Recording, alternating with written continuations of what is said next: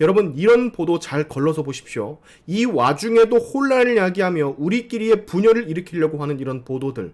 우리 당에 일임한다는 윤, 한동훈에게 맡긴다? 아니면 친윤에? 이따위 이렇게 갈라치기 하는 쓰레기들을 조심해야 된다는 겁니다. 지금은 이런 말을 아예 할 필요가 없는 시점이에요. 자, 다시 들어온 속보들을 정리해서 알려드립니다. 실시간 모니터링 중인데 진짜 1분 1초마다 심장이 몇 번씩 철렁이는 줄 모르겠습니다.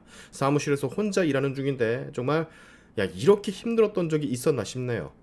자, 윤석열 대통령의 담화가 끝난 후 한동훈 국민의힘 대표의 인터뷰가 있었다라는 거 정리해서 소개를 해드렸죠. 한동훈의 워딩은 워낙 평상시에도 의중을 알 수 없는 워딩인 것은 다들 아실 거고, 지난번에는 직무집행 정지라는, 즉각 정지를 시켜야만 한다라는 뉘앙스였는데 오늘은 조기 퇴진은 불가피하다라고 워딩이 바뀌었습니다. 아까 제가 짚어드렸듯 조기 퇴진이라고 했을 뿐 그 시기가 언제인지 설명을 하지 않았죠. 자, 그리고 곧바로 이렇게 속보가 다시 뜹니다.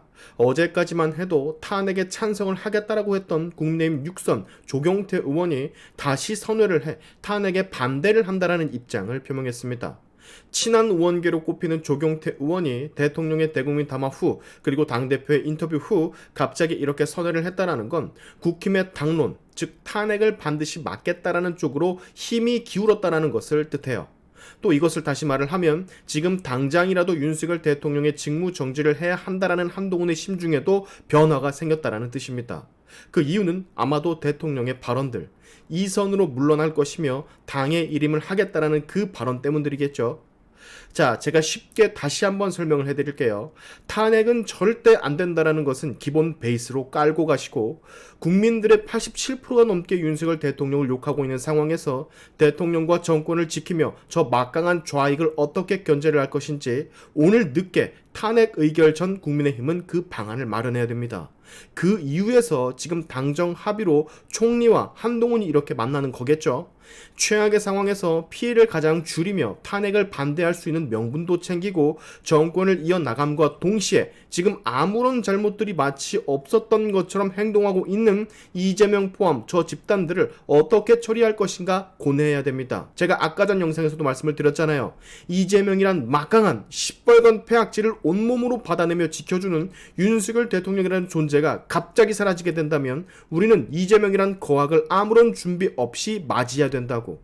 이걸 피하기 위해서라도 탄핵은 절대적으로 막아야 하며, 행여나 임기가 줄어 조기 퇴진을 하게 되더라도 조기 퇴진을 하기 전까진 이재명을 상대할 수 있는 충분한 시간과 준비를 우리는 해야 됩니다. 이미 대통령의 입에서 모든 권한을 내려놓는다라는 듯 당의 일임을 하겠다라는 순간부터 이 모든 것은 일사천리로 진행이 되어야만 됩니다. 단 6개월만이라도 시간을 벌면 조국은 당연히 사법 처리가 될 것이고, 이재명의 선거법이니 위증교사 재판이니 2심까지도 우리가 볼 수가 있고요. 최대한 시간을 벌어 진짜 이 나라를 혼란스럽게 했던 저들을 어떻게든 처리를 해야만 돼요. 그러기 위해선 시간이 필요하고 준비가 필요하고, 또 그러기 위해선 지금 절대 대통령이 탄핵돼선 안 되는 겁니다. 여러분 이런 보도 잘 걸러서 보십시오. 이 와중에도 혼란을 야기하며 우리끼리의 분열을 일으키려고 하는 이런 보도들. 우리 당에 일임한다는 윤, 한동훈에게 맡긴다? 아니면 친윤에? 이따위 이렇게 갈라치기 하는 쓰레기들을 조심해야 된다는 겁니다. 지금은 이런 말을 아예 할 필요가 없는 시점이에요. 당에 맡긴다라고 했으면 한동훈 대표가 이끄는 국힘의 수뇌부 중진들 전부에게 맡긴다라는 뜻 그대로 이해를 하시면 되는 거지, 이걸 굳이 재해석해서 개파놀이 또 싸움놀이 하게끔 국민들을 부추기는 이딴 쓰레기 기사들 걸러 들으셔야 됩니다. 언론이 진짜 어떨 때 보면 제일 나빠요. 그리고 또 홍준표, 수습 책임 넘긴 윤, 당에 그럴 능력이 있겠나? 설사 속으로 이렇게 생각을 할지라도 본인이 하는 말의 무게가 가볍지 않음 또한 알고 있을 텐데, 이 상황에 저렇게 초치는 발언은 우리 진영에 있어서 정말로 전혀 하등 쓸모가 없습니다. 저런 마음을 가졌더라도 그래, 한 단추 꿰어졌으니까 이제 당과 정이 힘을 합쳐서 탄핵만은 막자 후배들아 라고 했으면 홍준표는 깊은 존경을 지금 받았을 거예요. 근데 하는 말 따위가 고작 저렇게 초를 치는 말? 이런 거 여러분 걸러서 들으시라고요.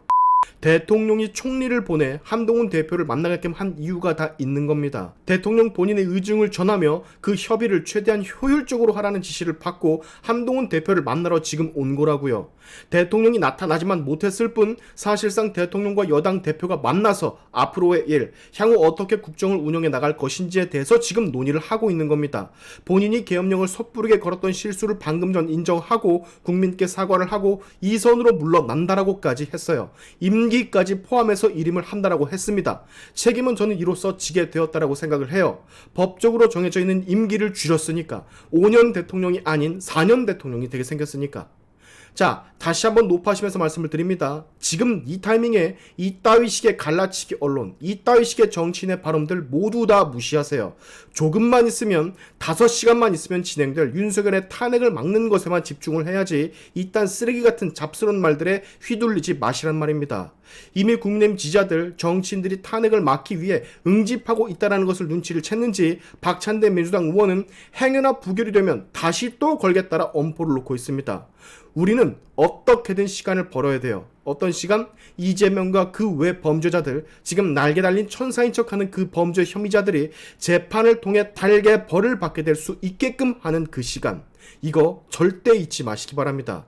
이재명 대통령 시대 저는 결코 못 봅니다. 오늘의 시간투브 여기까지 하겠습니다. 여러분의 영상 공유는 세상을 밝히는 힘이 되니까 꼭 공유 부탁드리면서 지금까지 제 영상이 좋으셨다면 구독과 좋아요 그리고 알림 설정까지 꼭 한 번씩 눌러주시면 감사하겠습니다. 다음에 봅시다.